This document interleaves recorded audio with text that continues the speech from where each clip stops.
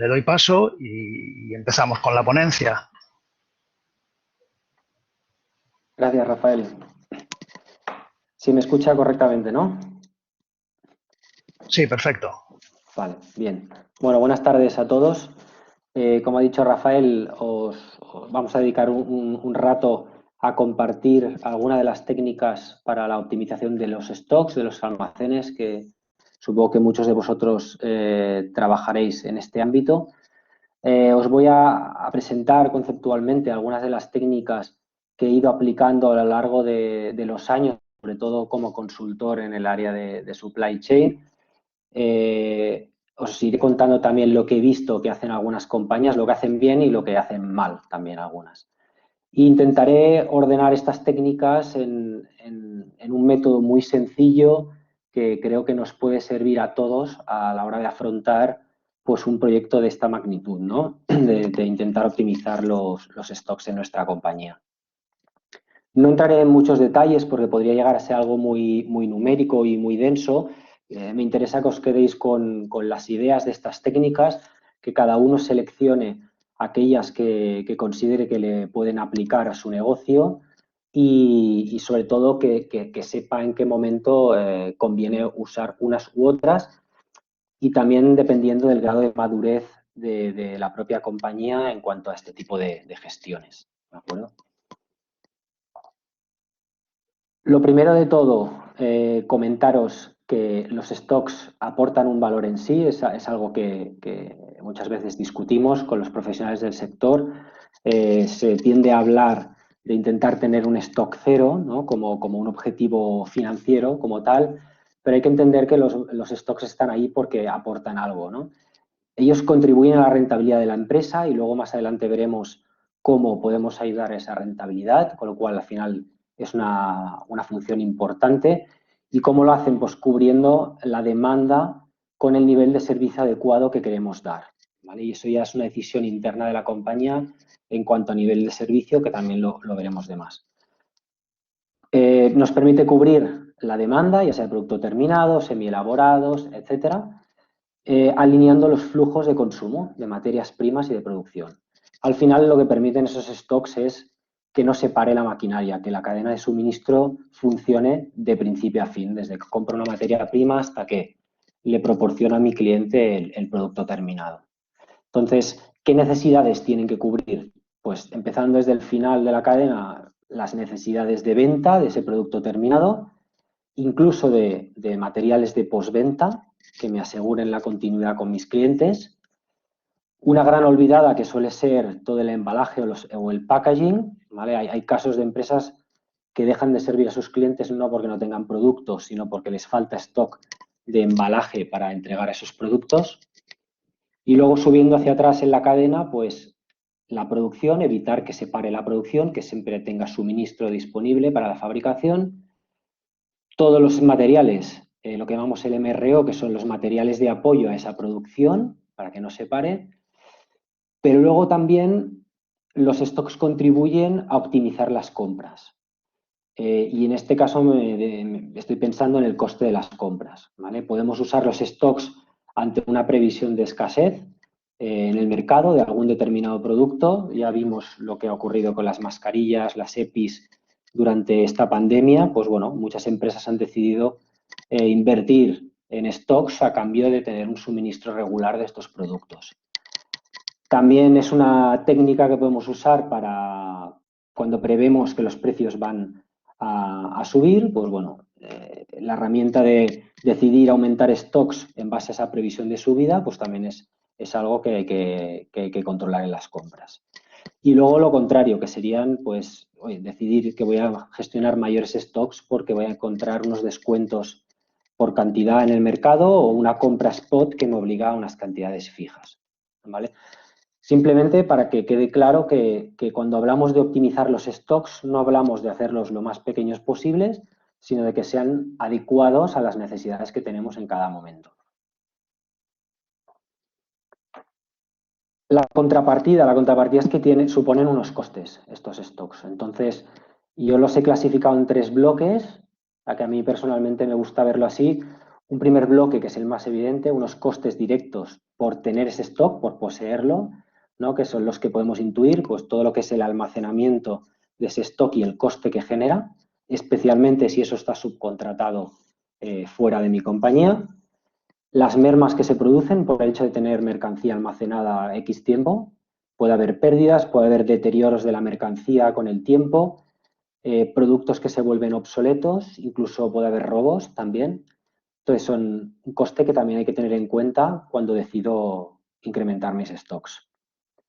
Y luego uno también muy relevante, especialmente en las áreas financieras, el capital inmovilizado que supone tener ese stock en el almacén. Al final, hay un coste de ese capital, ese dinero ha tenido que salir de algún sitio, especialmente si viene de un préstamo, pues probablemente el coste de ese dinero sea mucho más elevado que si viene de fondos propios, y eso es algo a considerar. Pero además hay un coste de oportunidad. Ese dinero, en vez de tenerlo parado en el almacén, lo puedo tener generando un beneficio, una rentabilidad en otras áreas de mi compañía, especialmente si hay negocios más rentables, o incluso en otras compañías, otro tipo de inversiones financieras, ¿vale? También hay que tenerlo en cuenta. El otro bloque, que el de costes indirectos, lo pongo entre comillas porque me refiero a los costes que se generan por el hecho de cómo gestiono mi stock, ¿no? Y muy relacionado con el aprovisionamiento. Al final hay unos costes de lanzamiento de pedidos, y luego entraré un poco en detalle en eso, que al final es evidente, pues si tengo que hacer más pedidos a lo largo del año, me va a generar una serie de tareas y por tanto una serie de costes de lanzamiento de pedidos, de planificación de esos pedidos, de recepciones de mercancía, etcétera, ¿no? Todo lo que conlleve. Y luego unos costes de adquisición, que vendría a ser el coste de la compra de mi producto, ¿no? Esto puede venir condicionado por el tamaño y la frecuencia, al final son inversamente proporcionales, tamaño y la frecuencia de lo que yo pido, ¿no? También veremos luego que si hago muchos pedidos pequeños, pues puede ser que no obtenga tan buen precio de mis proveedores como si hago menos pedidos más grandes, ¿de acuerdo? Y esa es otra variable que entra en juego y que veremos un poco al final de la sesión. He puesto un tercer bloque que muchas veces es el gran olvidado, pero que algunas compañías que venden directamente al público sí que tienen muy presentes, como puede ser, os he puesto aquí el ejemplo de un retailer de alimentación. Hay un coste que es el de rotura de stock, ¿no? El coste faltante. Muchas veces este no lo tenemos en cuenta porque, bueno, suponemos que se repondrá y no nos afectará, pero no siempre es así, eso depende mucho del negocio. Y ese coste puede ir incrementando en función del impacto que produzca ese faltante. Aquí os pongo un poco el túnel que viene a representar que puede suponer un coste relativamente pequeño, simplemente reposición de esa mercancía que no tengo disponible porque he hecho una mala gestión del stock. Pues bueno, como mucho puede haber un sobrecoste por la urgencia o por pedirle a mi proveedor que me lo reponga fuera de cuando toca, ¿no? Pero el impacto puede incrementarse negativamente si además eso me produce una venta perdida, ¿no? Ese producto que tenía que tener disponible resulta que ya no me lo compran porque ese cliente compra otra cosa en otro sitio, ¿vale? Entonces, digamos que aumenta la gravedad del asunto. Más todavía si además por ese faltante no solo pierdo la venta, sino que pierdo al cliente.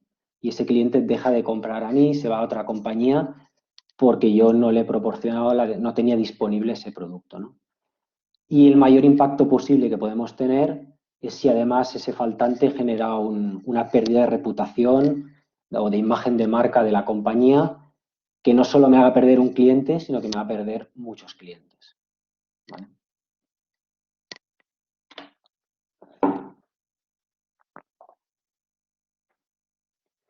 Entonces, volviendo a lo que es el stock óptimo. Al final, el stock óptimo entendemos aquel que permite cubrir la demanda de toda la cadena de suministro con el menor coste, ¿vale? Y ahí está el equilibrio de las dos cosas.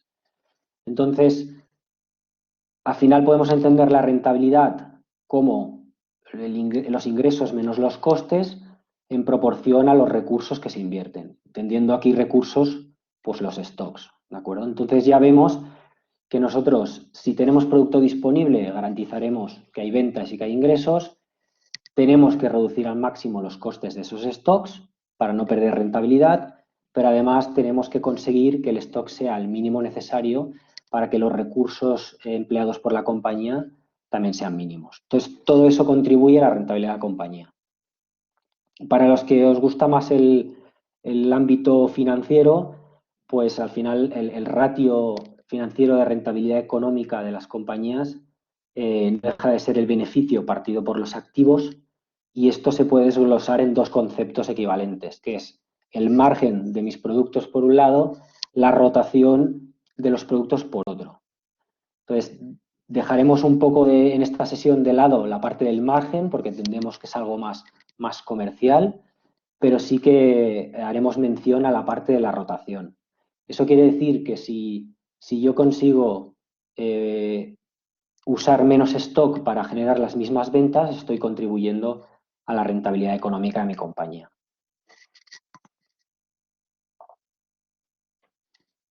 Vale. A nivel de método, os planteo un método muy sencillo, que simplemente son 3 fases, donde cada una depende de la anterior. Es decir, podemos escoger las técnicas que os contaré de cada una de estas fases independientemente del resto. Lo que sí que es necesario es que tenga en mi compañía controlada la fase anterior antes de pasar a la siguiente, ¿vale? Porque si no, no ligaremos bien el propósito de cada una de ellas. Las fases son sencillas. Al final, una primera de análisis de la situación actual.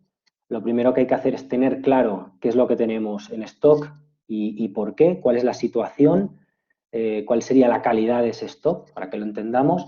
Y ahí hay una serie de técnicas que ahora veremos, empezando desde el recuento del stock, que sería lo más básico y que todos hacemos, aunque no del todo bien, calculando rotaciones o coberturas para saber si esos stocks son los adecuados o no. Y luego os plantearé también la clasificación ABC, que a muchos os sonará, no solo en este ámbito, sino en muchos otros, pero le daremos una vuelta de tuerca enfocado a la parte de stocks. La segunda fase sería las previsiones de la demanda. Al final, cuando ya tengo controlado lo que tengo en stock y he hecho mi primera limpieza, lo que tengo que ir a ver es, bueno, cuáles son las previsiones de consumo de ese stock, porque sin saber lo que se me va a demandar, yo no puedo pasar a la tercera fase, ¿no? Que sería definir qué niveles de stock quiero tener, que es donde normalmente nos focalizamos todos sin haber hecho lo primero correctamente.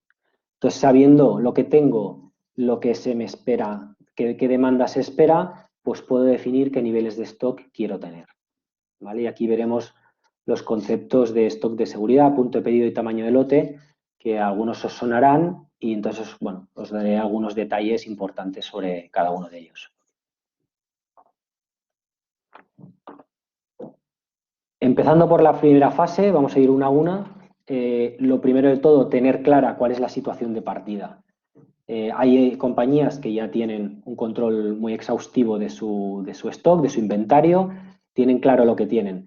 Si esto no lo tenemos claro, pues hay que empezar por aquí, ¿vale? Y aquí introducimos el concepto del inventory accuracy, que al final no deja de ser la precisión de mi stock real o físico, lo que hay en el almacén, respecto a lo que me consta a mí en la contabilidad, en mis sistemas, etcétera, ¿no? Lo que llamo el inventario teórico. Si hay discrepancias en estos dos ámbitos, y siempre los hay, primero hay que encontrar maneras de reducirlo al mínimo, porque todo lo que trabajaremos de aquí en adelante con este método va a partir de la premisa de que el stock teórico es correcto, porque al final vamos a trabajar con datos, ¿vale? Entonces, muy importante esto. Sobre todo las compañías que suelen hacer el inventario mínimo necesario por auditoría anual, pues muchas veces durante el año pasan desapercibidas ciertas desviaciones y se pierde el rastro de lo que está ocurriendo en el almacén, ¿vale? Por eso yo aquí os propongo la metodología de los recuentos permanentes o cíclicos, que simplemente es dedicar un tiempo cada X días, semanas o meses a contar ciertas referencias, ¿no? Y aquí Aquí el truco viene en que cada compañía decida, en función del número de referencias que tiene, la rotación que tiene y la criticidad de esos artículos, cuántas veces al año quiere contar cada referencia, ¿no? Y además es importante porque tiene que ser suficientemente preciso para convencer a un auditor de que eso es válido como valor de inventario, ¿no? Aquí se mejora mucho porque no tenemos que parar toda la maquinaria o toda la cadena de suministro de la compañía una vez al año para contar y dedicar un montón de recursos varios días a sacar una foto, sino que podemos dedicarnos a contar un poco cada día en los momentos de más baja carga para tener la información veraz. Y aquí, sobre todo, lo importante, establecer un proceso de mejora continua que os he puesto en 5 pasos, que también es bastante sencillo. Al final, se parte de un recuento inicial de lo que hay físicamente en el inventario, en el stock, se mide cuál es la precisión respecto a lo que nos consta teóricamente que debería haber y se identifican las diferencias que aparecen, ¿vale? No solo identificar dónde están las diferencias, sino intentar averiguar qué es lo que ha ocurrido y por qué se han generado esas diferencias. Y ahí está la gracia de todo esto, el trabajo de investigación, de ver de dónde vienen esas desviaciones que se generan periódicamente. El cuarto punto sería establecer mecanismos y procedimientos para evitar que esas desviaciones se produzcan en el siguiente recuento y fijarnos unos nuevos objetivos de precisión. Pues si antes tenía una precisión del 90%, pues ahora quizá voy a fijarme un 95%. Y de aquí en adelante voy a repetir el ciclo otra vez. Cada vez que haga un recuento, voy a ver cuál es el accuracy o la precisión de mi inventario y vuelvo a empezar, ¿vale? Es un proceso de mejora continua que al final tiene que garantizar que sepamos en cada momento qué es lo que hay en el almacén. El siguiente punto, los índices de rotación y cobertura, ¿vale? Estos, igual que lo anterior, son bastante habituales en la mayoría de compañías. Al final la rotación no deja de ser el valor de las ventas de un periodo determinado partido por el stock medio de ese mismo periodo, ¿vale? Y eso nos da una idea de con qué velocidad entran y salen la mercancía de mi stock, ¿vale? A mí personalmente me gusta más verlo desde el punto de vista de cobertura, que es lo mismo pero a la inversa. Escoger el stock y partirlo por el valor de ventas, porque creo que resulta más sencillo ver con el stock actual para cuántos días de ventas o de consumo, digamos así, tengo, ¿vale? Si es suficiente o no. ¿Por qué me gusta verlo así? Porque muchas veces un punto de partida fácil para saber si estamos bien o estamos mal en un inventario puede llegar a ser tan sencillo como comparar esta cobertura para cada uno de los artículos con el plazo de entrega de nuestros proveedores. Si nuestra cobertura es mucho más alta, es decir, tengo para muchos más días que lo que tarda un proveedor en servirme, pues probablemente tengo un exceso de stock, a no ser que lo que esté haciendo es cubrirme porque mi demanda es muy volátil, muy errática. Hay semanas que me demandan mucho, semanas que me demandan poco. Cuando eso ocurre, sí que tiene sentido tener una cobertura más alta. Pero cuando la demanda es muy estable, la cobertura debería ser bastante parecida a los plazos de entrega a los proveedores, ¿vale? Entonces es un indicador muy fácil de calcular y que rápidamente te da un indicativo de dónde estás. Y sobre todo permite comparar entre productos similares. Si dos productos muy similares, uno tiene el doble de cobertura que el anterior, pues probablemente algo está ocurriendo con el que tiene mucha, ¿de acuerdo?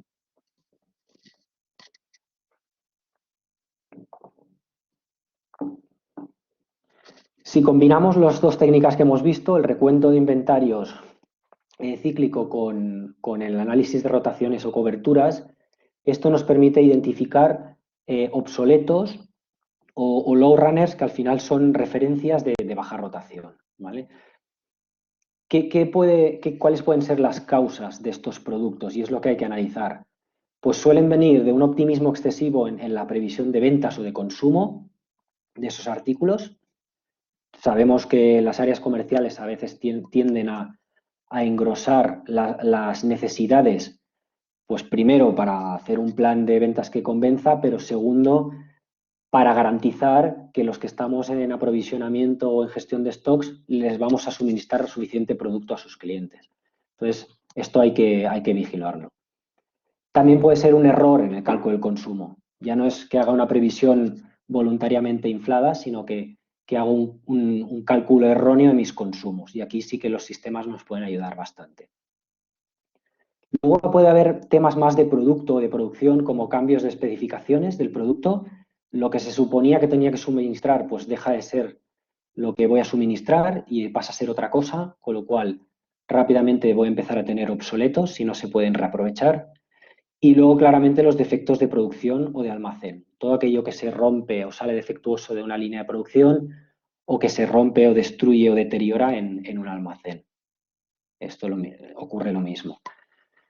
Y luego compras infladas. Discusión habitual entre compradores y aprovisionadores, donde el área de compras, por un motivo de gestión de la escasez o por una oportunidad de precio, pues decide comprar en exceso.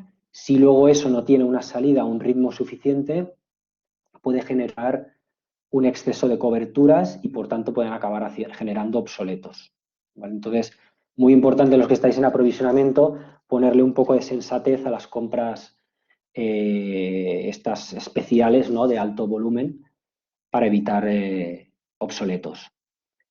¿Cuál es el problema con los obsoletos y los low runners? Pues que generan un coste de mantenimiento del stock, claramente, pero es que además de haber invertido dinero en comprarlos, si no se genera una venta, pues no vamos a obtener ningún beneficio por ellos. Es un coste que no genera ningún beneficio, ¿vale? ¿Qué opciones podemos trabajar? Y esto es un trabajo que hay que hacer conjunto con otros departamentos de la compañía. Pues ordenando un poco de mejor opción a peor opción, ¿no? Almacenarlo en caso de que sean productos no perecederos y que creamos que van a cambiar las condiciones y sí que se le va a poder dar salida a ese producto. Y aquí pueden entrar ideas como hacer promociones, reutilizar los productos, lo que sea. Sería la mejor opción. Se pueden trasladar a otro centro, ¿vale? Típico caso de las empresas de moda. El fashion retail, pues si un producto no se está vendiendo en tienda, rápidamente lo mueve a otra tienda donde ve que sí que hay demanda, ¿vale? Esto lo hacen muy bien. Se puede vender a otra empresa que sí que le va a dar salida a ese producto y que nosotros no somos capaces de darle salida por el motivo que sea, ¿vale? Hasta aquí, en todos los casos, hemos generado una venta. Cuando no le podemos dar salida al producto, bueno, podemos devolver el producto al proveedor, si es que nos lo acepta, nos lo puede llegar a sustituir y si aún así el proveedor no lo acepta, pues podemos ya ir a soluciones finales como la venta o regalo a los empleados o las donaciones.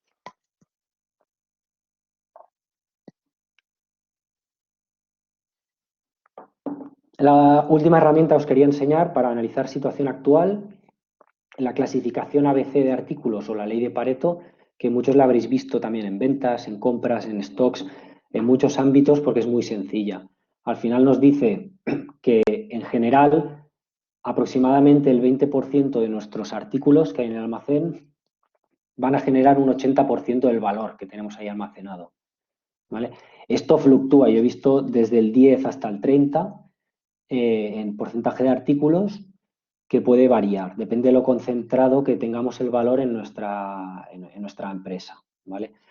Y veis en la curva pues una clara concentración de los primeros y luego ya se va reduciendo la aportación de cada uno, ¿vale?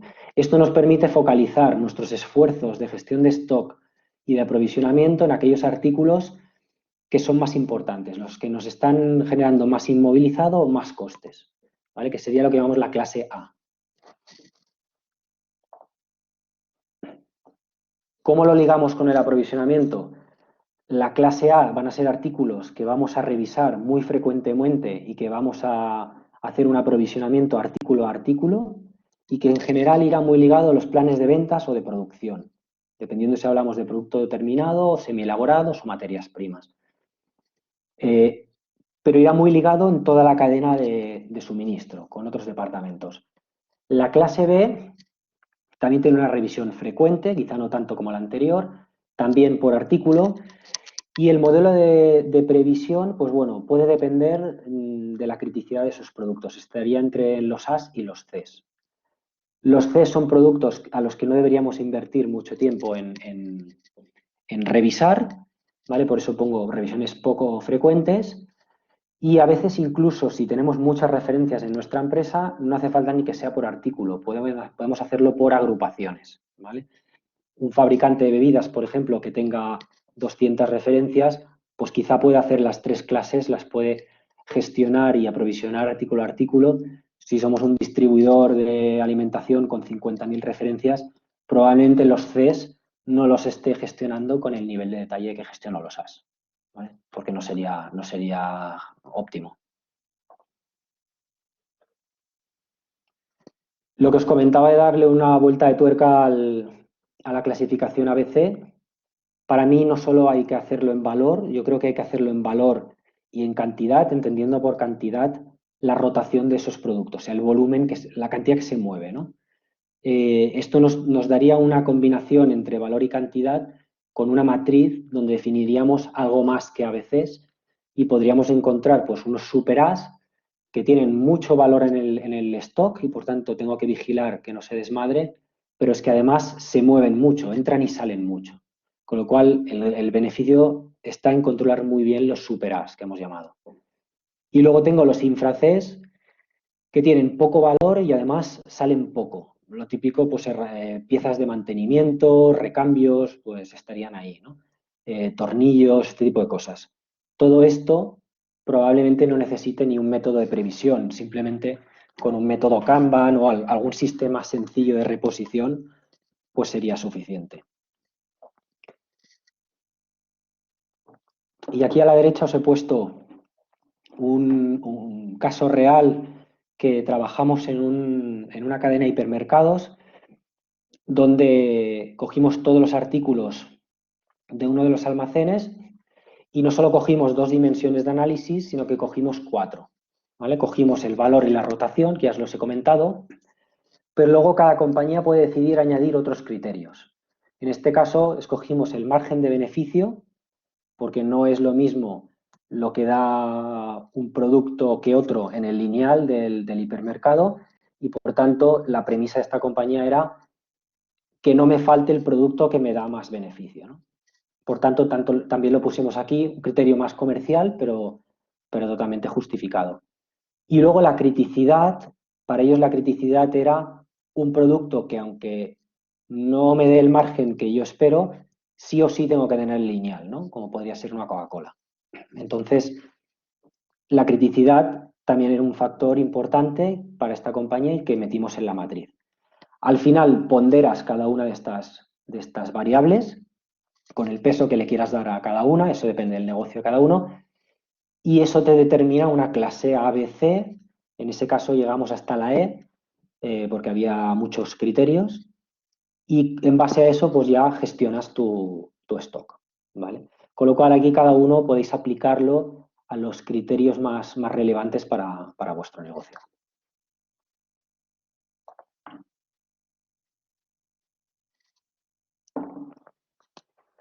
Vale, paso a la segunda fase. Una vez tenemos claro lo que hay en stock, limpiamos obsoletos, limpiamos cosas de baja rotación, damos salida a esos productos, nos aseguramos que lo que nos consta es lo que hay físicamente en el almacén. Entonces ya pasaríamos a la segunda fase, que es la previsión de la demanda de ese stock, ¿no? Del consumo que se va a producir de esos artículos. Esto nos permitirá luego tomar decisiones sobre los niveles de stock que queremos tener para cada artículo.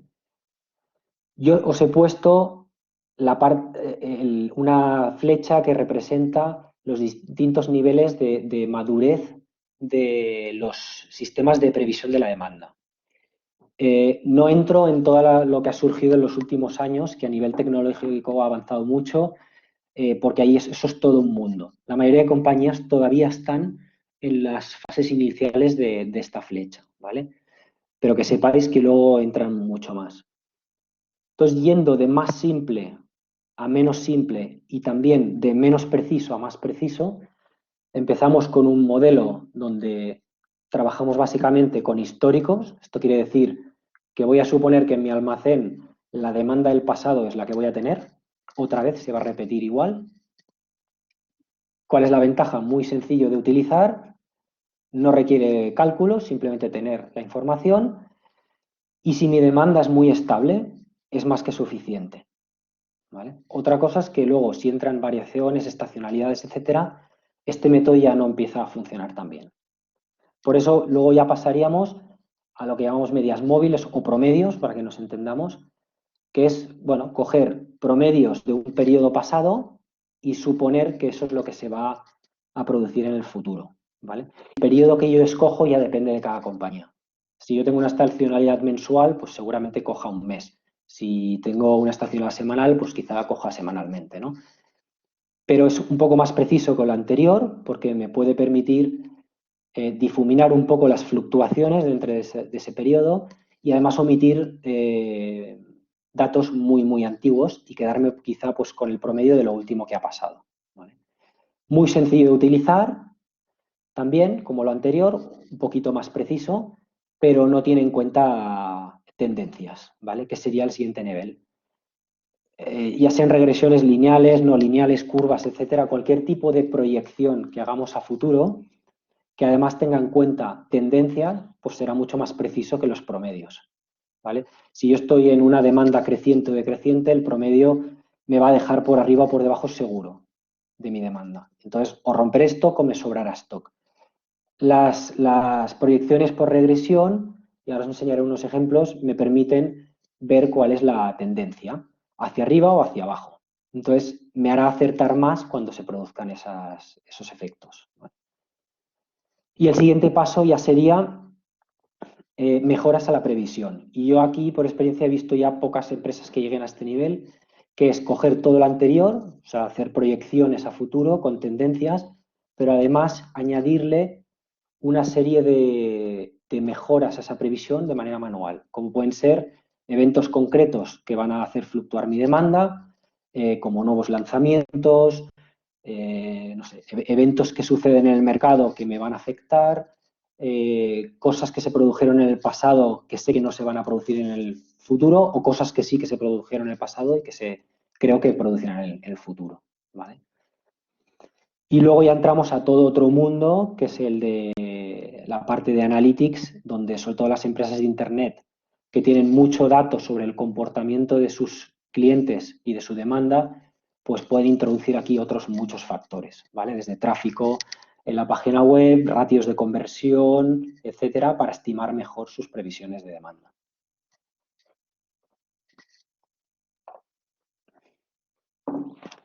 Bueno, ejemplos muy rápidos, solo para que veáis la diferencia entre sacar un promedio. Ya veis, un promedio en demandas, en curvas de demanda muy erráticas, no va a funcionar, ¿vale? No sería un método bueno, porque siempre el 50% del tiempo voy a estar con sobrestock, el 50% del tiempo con rotura, ¿vale? Entonces, hay que tener claro qué método podemos usar en función de la desviación de la demanda, de la erraticidad. Las regresiones veis que se ajustan mucho más a las tendencias, ¿vale? Pero estamos un poco en lo mismo. No son perfectas y, por tanto, hay que ir a mejorar la demanda, ¿vale? Aquí os pongo un ejemplo. A la derecha veis un gráfico, una curva naranja donde se ha producido dos eventos y el efecto de la primera vez que hay ese evento se replica la segunda vez que hay ese evento, ¿no? Conocí una cadena de supermercados de conveniencia que tenía el calendario de los partidos importantes de fútbol porque sabía qué efecto multiplicador tenía sobre la demanda de ciertos productos cuando caías en día de partido, ¿no? Entonces los tienen marcados en su plan de previsiones y eso hace que todo el sistema se aprovisione adecuadamente para esos días. Adicionalmente, pues, oye, puede haber picos que sean excepcionales y que por tanto haya que omitir, incluso roturas de stock que realmente no voy a proyectar a futuro y que hay que tener en cuenta, ¿no? Al final hay todo toda una gama de limpieza de los datos históricos que hay que hacer para que la previsión sea buena. Cuando trabajo solo con históricos, me estoy tragando todos esos efectos, aunque no los quiera. El mensaje que os dejo es, independientemente del método que uséis para hacer previsiones, lo importante es que comparéis siempre con los valores reales. O sea, a toro pasado comparad lo que preveísteis con lo que fue realmente. Y usad esa desviación para corregir futuras previsiones. ¿Vale? Esto es lo más importante. Los sistemas avanzados de previsión de la demanda ya lo hacen automáticamente, aprenden de sus errores y van ajustando las previsiones, pero como la mayoría de compañías no tienen estos sistemas de demand planning avanzados, pues que sepáis que esto es un buen mecanismo para autocorregir nuestras previsiones.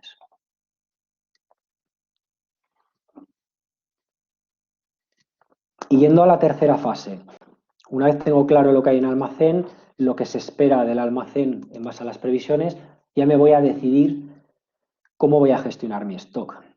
Al final el nivel de stock se va a decidir por el nivel de servicio que queremos lograr. ¿De acuerdo? Aún me sorprende que hay mucho desconocimiento cuando preguntas qué nivel de servicio quiere dar una compañía con un producto determinado. La respuesta general es el 100%. Evidentemente nadie quiere dejar tirado a un cliente o una línea de producción.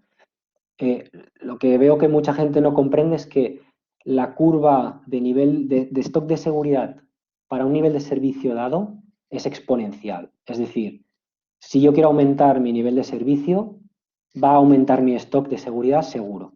Pero es que además a partir de cierto punto va a crecer exponencialmente. Con lo cual, os he puesto un ejemplo para que lo veáis claro, además un ejemplo real.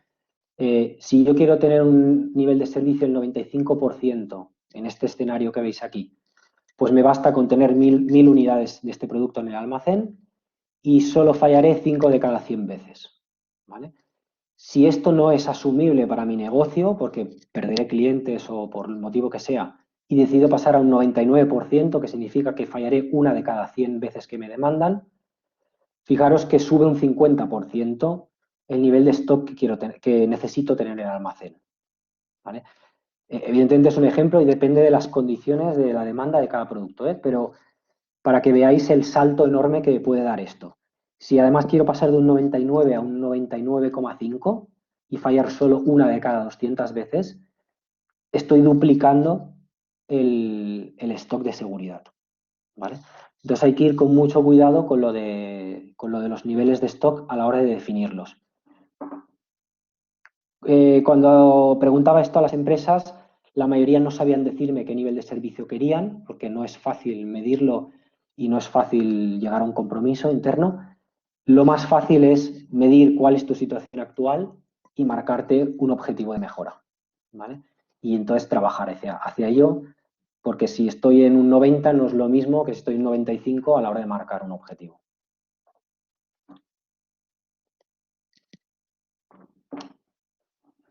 Vale, voy a pasar aquí.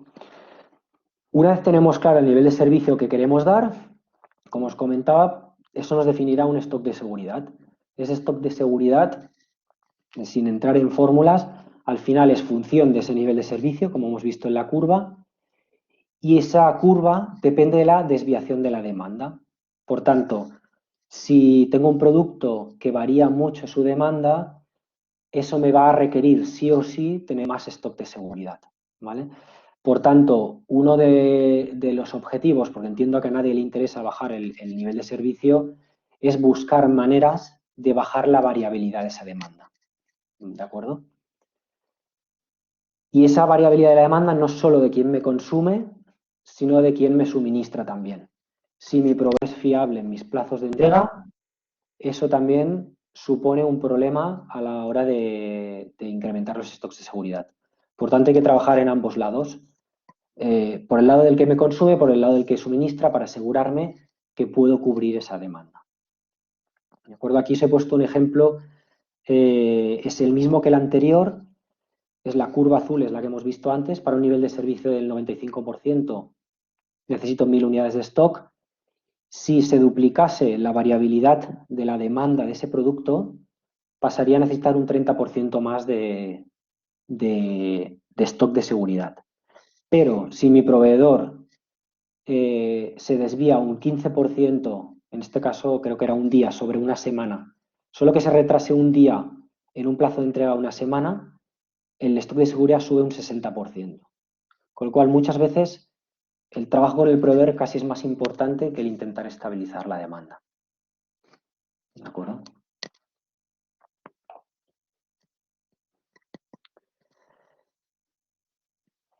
Ahora hemos visto el nivel de servicio, ahora os planteo la parte del coste, ¿no? Está muy bien tener un nivel de servicio, determinar unos stocks de seguridad. Hemos hablado de que esto tiene unos costes. Claro, hay unos costes de tenencia, sería esta curva azul, que incrementan con la cantidad a pedir, ¿no? Si mis pedidos son de mayor cantidad, tendré un stock promedio más alto y, por tanto, a mayor cantidad de pedido, pues mayor coste de posesión de ese stock. En cambio, ocurre lo contrario con los costes de reacopio, que sería el lanzamiento de pedidos, recepción de mercancías. Si hago pedidos más grandes, tengo que lanzar menos pedidos, tengo menos procesos, ¿no?, de reacopio y, por tanto, se diluye ese coste. Al final lo que tenemos que encontrar es el punto de mínimo coste, que es la suma de ambos. ¿Vale? La fórmula que hay que tener en cuenta al final es el coste total. Yo quiero minimizar mi coste total. Y esos son los dos que os he enseñado ahora, el coste de almacenaje o coste de stock, el coste de reacopio o de lanzamiento de pedidos, pero también el coste de compra. ¿De acuerdo? ¿Por qué pongo el coste de compra? Porque al final, si yo lanzo muchos pedidos frecuentemente a un proveedor, es posible que no consiga el mejor precio que si le lanzo pocos pedidos de alto volumen, ¿no? Ya por un tema de cadena de suministro. Al final, para él es mucho más fácil enviar pedidos más grandes que pedidos más pequeños, ¿no? Entonces hay que tener en cuenta todas las variables que entran en juego en estos tres conceptos. Si buscáis por internet la fórmula de Wilson, al final, una fórmula matemática que os da la minimización de este coste total, ¿vale? De estos tres componentes. El coste de lanzamiento de pedidos, obviamente, dependerá de la demanda que tenga ese producto anualmente y del tamaño de los pedidos que yo lance. Por tanto, cuántos pedidos lanzo en un año. Entonces, es una decisión interna que hay que tomar. Muchas veces no se mira desde el lado del coste, se mira desde el lado de la productividad, ¿no? Si yo no puedo tener gente lanzando pedidos y aprovisionándose cada día, pues ya me olvido de eso, que quizás sea lo más óptimo, ¿no?, a nivel de stock. Pues bueno, veamos qué pasa si lo hago semanalmente, veamos qué pasa si lo hago mensualmente, qué impacto económico tiene esa decisión. A nivel de stock, al final los stocks de tenencia dependen del stock promedio que yo tenga en mi almacén. Si hago más pedidos pequeñitos, fácilmente bajaré estos costes de stock, pero estaré incrementando los costes de reacopio. Por tanto, hay que encontrar el equilibrio entre ambos y cada compañía tiene que determinar cuál es su coste de tenencia del stock y cuál es su coste de lanzamiento de pedidos para encontrar ese equilibrio. ¿Vale? Y normalmente no es algo fácil porque no es algo que se suele calcular y cada área financiera tiene su método para hacerlo. ¿De acuerdo? Si además entra en juego el coste de compra, es decir, mi proveedor me va a hacer precios diferentes en un producto por comprar una cantidad u otra, entonces lo que tengo que hacer es varios escenarios. ¿Vale? Un escenario con cada uno de los precios que me está ofreciendo mi proveedor.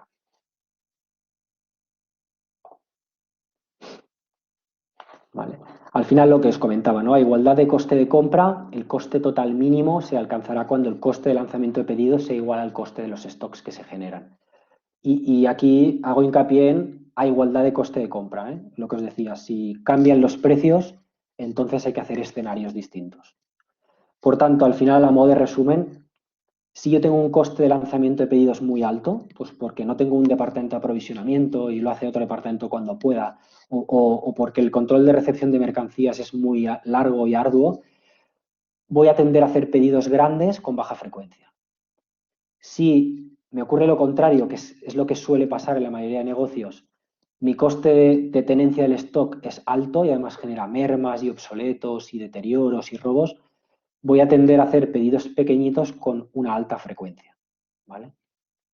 Si a todo esto le sumamos que tenemos un producto con una vida útil concreta, corta, Entonces, todo lo demás puede quedar inutilizado por este motivo.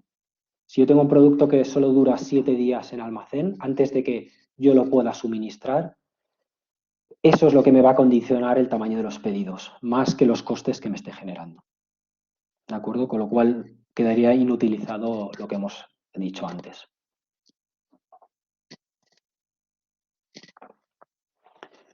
A modo poco de resumen, y con esto voy acabando, ¿cuáles son los principales factores que afectan a los stocks y que hay que controlar? Las previsiones incorrectas de ventas, que ya lo hemos dicho, este sería el punto número 1, porque es el final de la cadena. La incertidumbre sobre la demanda, es decir, esas ventas, en qué demanda se van a convertir realmente, ya sea del producto terminado, de la producción o de las materias primas.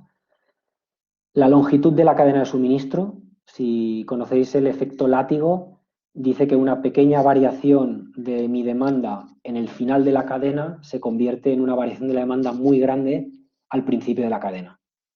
Un ejemplo claro es si tengo pequeñas variaciones de demanda en todas mis tiendas, luego el fabricante sufre unos picos de demanda muy fuertes porque al final agrega la desviación de todos los puntos, ¿no?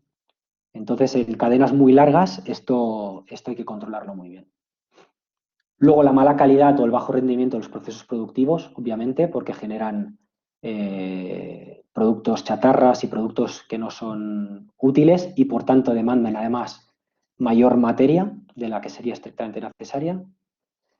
Luego hay casos de producciones o de industrias orientadas a minimizar la subutilización de la producción. Esto significa, si nuestra compañía, su premisa es no parar máquinas, entonces probablemente sea muy difícil bajar los stocks, a no ser que ya estén muy inflados, ¿vale? Porque ese es el objetivo número 1, no el reducir los stocks, es no parar la maquinaria por el coste que supone, como las industrias energéticas o alguna metalúrgica. Luego, la utilización de artículos especiales que no están estandarizados. Al final, cuanta mayor variedad de productos necesite, evidentemente más stock voy a tener. O sea, la norma número 1 es que a más referencias, más stock, eso seguro. Todo lo que pueda unificar y estandarizar redundará en menores stocks, ¿vale? Bajas frecuencias de pedido, ya lo hemos hablado. Cuanto menos frecuentemente lance los pedidos, mayor será el tamaño del pedido y mayor será el stock promedio de mi almacén. Y luego el incumplimiento de los plazos de entrega de los proveedores, básicamente porque me obliga a tener más stock.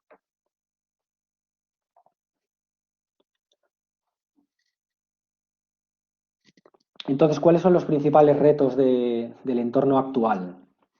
Yo lo he resumido en mayor complejidad y velocidad de las cadenas de suministro, ¿vale? Algunas cosas son más recientes, otras ya llevan muchos años aquí encima, pero cada vez es todo más complejo y más rápido.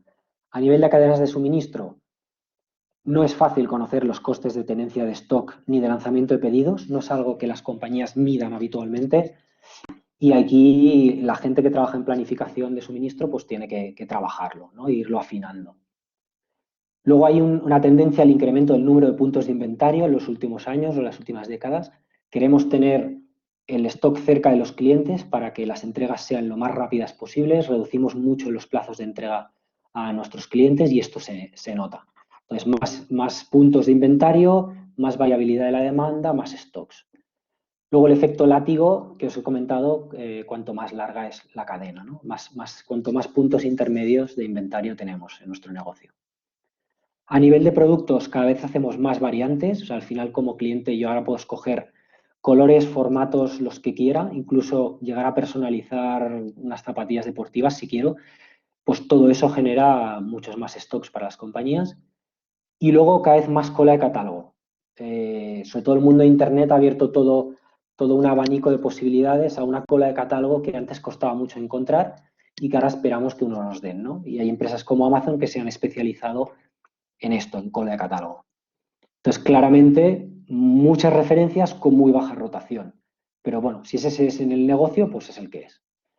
Y luego reducción de tiempos de planificación, que lo hacemos para poder reaccionar cuanto antes a las nuevas demandas de nuestros clientes. Las compañías cada vez más esperan hasta el último momento para poner en marcha la cadena de suministro para poder optimizar los stocks y adaptarse a los cambios de la demanda de los clientes.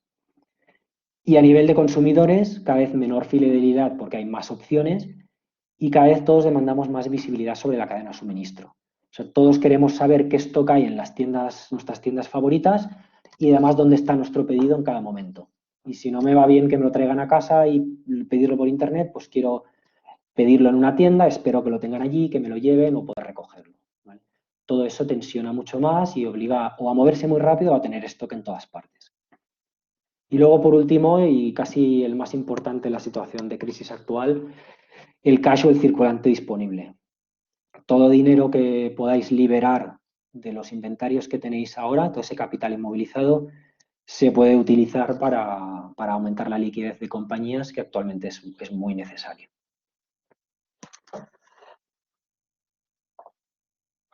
Y esto es todo lo que os quería contar. Muchas gracias por vuestra atención. Muchas gracias, Guillem. Muy interesante. Entramos ahora en el momento de preguntas. No nos habéis adelantado ninguna por el chat. Yo tengo una. Estamos hablando de un proceso de optimización.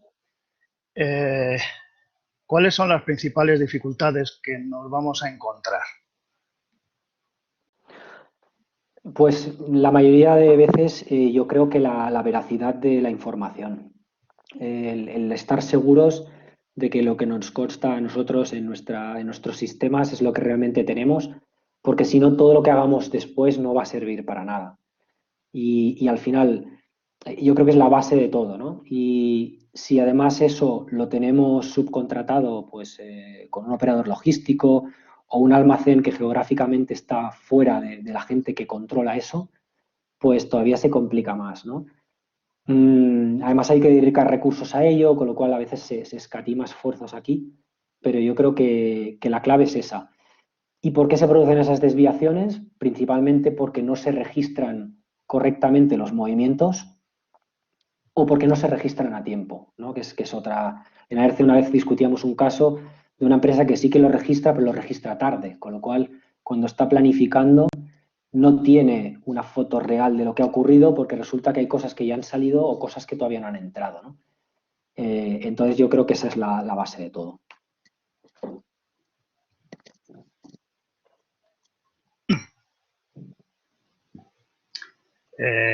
Nos pregunta Marta, ¿cómo retenerse ante situaciones eventuales como, por ejemplo, el COVID? No sé si entiendo mucho la pregunta a qué se refiere con Se retenerse. tiende, nos aclara, se tiende a aumentar los stocks para evitar rotura y asegurar suministros. Sí, sí, a ver, yo creo que hay momentos en los que evidentemente la optimización de los stocks pasa a un segundo plano. O sea, para mí lo principal es garantizar el suministro, eso está claro. Y por tanto, cuando se da una situación excepcional, pues quizá hay que hacer una inversión puntual. Lo que no se puede convertir luego es en un remanente de producto que se queda allí para siempre, ¿no? Si no le damos salida, pues hay que buscar opciones como las que hemos discutido antes para sacarlas cuanto antes posible, aunque no sea obteniendo el beneficio que se esperaba. Pero está claro que lo primero, garantizar el suministro. Muy bien. Enrique nos dice, has hablado de que la irregularidad en la demanda influye en los stocks de seguridad. ¿Qué métodos existen para calcular la irregularidad de los productos? Eh, Creo que lo más sencillo es cogerse un histórico de la demanda de un producto a periodos constantes y hacer un cálculo de la desviación típica. El parámetro sigma, los que habéis estudiado estadística, el mismo Excel es capaz de hacerlo automáticamente si le ponéis una lista de consumos históricos y buscáis la fórmula de desviación típica o la desviación estándar, os va a dar una medida del promedio en que se desvían los consumos respecto al promedio. Eso ya da una información muy importante porque si yo tengo una desviación típica del 50% de mi promedio, es que hay mucha erraticidad. Si es del 2%, es que es bastante estable. Entonces, yo en algún curso enseño a calcular esto, hacemos la desviación típica dividido por el promedio de los históricos y lo que hacemos es ver qué porcentajes salen más elevados. Ahí ya sabemos que el método de previsión va a tener que ser muy distinto que el que tiene una desviación típica pequeñita y que por tanto es un producto previsible, ¿no? Muy bien. Yo tengo otra. Claro, tenemos sistemas de información, de planificación de stock y aprovisionamiento. ¿Cuáles son sus ventajas y sus inconvenientes? Ventajas, yo creo que hay muchas. He tenido la oportunidad de ver, de incluso implantar algunos sistemas de planificación de estos avanzados, y una de las grandes ventajas es que te permiten planificar el stock y el aprovisionamiento de muchísimas referencias que haciendo manualmente, pues probablemente no seríamos capaces de hacerlo, al menos no con la precisión que lo hacen ellos. Entonces, estos sistemas son capaces de darte una clasificación ABC automáticamente, ¿no? Tú le das los parámetros y le dices qué determina lo que es un A, qué es un B, qué es un C. Ellos te pueden reclasificar esas referencias, además regularmente, ese esfuerzo ya lo hacen, no tienes que estar cada año o cada mes reclasificando, y además determinar cuál es el método de previsión y de planificación más adecuado a cada uno de esos productos. De manera que al final el mix que tienes en el almacén es el óptimo, porque se le da el stock de seguridad adecuado a cada uno de los artículos individualmente. Y esto, cuando tienes miles y miles de referencias, pues evidentemente a mano sería tremendamente complicado. Ahora, los principales inconvenientes es que son muy intensivos en mantenimiento de datos maestros, y he visto fracasar varios. Entonces, tienes que tener gente dedicada al mantenimiento de los datos y además mantenimiento a tiempo para cada ciclo de planificación. No vale hacerlo a posteriori, evidentemente. Entonces, muchas compañías reciben la visita de un consultor o una empresa de software que les ofrece un sistema maravilloso de planificación. Lo que no les dice es que va a tener que crear un equipo de demand planners o de master data que va a tener que hacer ese mantenimiento intensivo, porque si no, los resultados que va a dar no van a servir para nada. Y cuando los resultados son malos, se pierde confianza y se acaba por abandonar el software, pensando que el software está mal, ¿no? Que tiene un problema y que no cubre las necesidades de la compañía. Muy bien. Eduardo, además de parecerle muy interesante tu ponencia, nos pregunta, ¿tenéis alguna experiencia realizando previsiones con modelos de inteligencia artificial? ¿Funcionan con productos de baja rotación? Es otra pregunta. ¿Y cómo se comparan con los modelos tradicionales que ya consideran las tendencias, estabilidad y las acciones de marketing? Bien, y además creo que Eduardo, creo que nos conocemos, creo que hemos trabajado juntos en el pasado. La verdad es que no tengo experiencia con lo que serían los sistemas de inteligencia artificial actuales, sí con los primeros, cuando se empezaba a hablar de inteligencia artificial, que lo que hacían era principalmente aprender de sus errores, ¿no? Cuando os comentaba que hay sistemas de demand planning que son capaces de comparar la previsión que hicieron con lo que ha sido realmente, automáticamente son capaces de adaptar sus previsiones futuras a ese aprendizaje, ¿no? Entonces, bueno, fueron un poco los inicios de lo que llamamos la inteligencia artificial. Al final eran modelos autoadaptativos para hacer estas previsiones. Sí que es verdad que ahora se ha avanzado mucho y sobre todo la inteligencia artificial unido con el machine learning te permite capturar muchísimas más variables, algo que antes evidentemente no se hacía, y meterlas todas en una coctelera para sacar un resultado mucho más preciso. Y eso incluye desde el plan de ventas hasta el plan de marketing, por ejemplo, nuevos lanzamientos. Os comento lo de los nuevos lanzamientos porque suele ser un dolor de cabeza, ¿no? No tengo un histórico del que tirar. Entonces, estas herramientas son capaces de ver cuáles son las curvas de demanda al lanzar un nuevo producto y simularlas a futuro, ¿no? También. Entonces, estos sistemas aportan mucho más, pero la verdad es que no los he usado yo como usuario directamente. Muy bien. Y la última que hace Rocío es, Para entrar en más detalles, pregunta si AERCE tiene cursos específicos sobre este tema. A eso, si quieres, contesto yo. Efectivamente, Sí, lo AERCE mismo. tenemos una amplia gama de cursos especializados, todos en compras. Uno de ellos es en el tema de control de stock, almacén y demás. Y os invito a que entréis en www.aerce.org y ahí veáis toda la planificación, todo lo que está previsto en cuanto a temas de formación.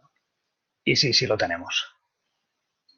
Por lo demás, están dando las gracias por la sesión. Efectivamente, Eduardo confirma que habéis trabajado juntos. Sí, además Y Eduardo sabe mucho del tema también. muy bien, pues gracias por participar también. Bueno, pues nuevamente daros las gracias a todos por vuestro interés y asistencia. Os esperamos en el próximo café, que será dentro de 15 días, hablando del Plan Estratégico de Energía y Sostenibilidad. Y os deseamos que os encontréis bien y muchas gracias y buenas tardes a todos. Muchas gracias, buenas tardes. Gracias a ti, Guillermo.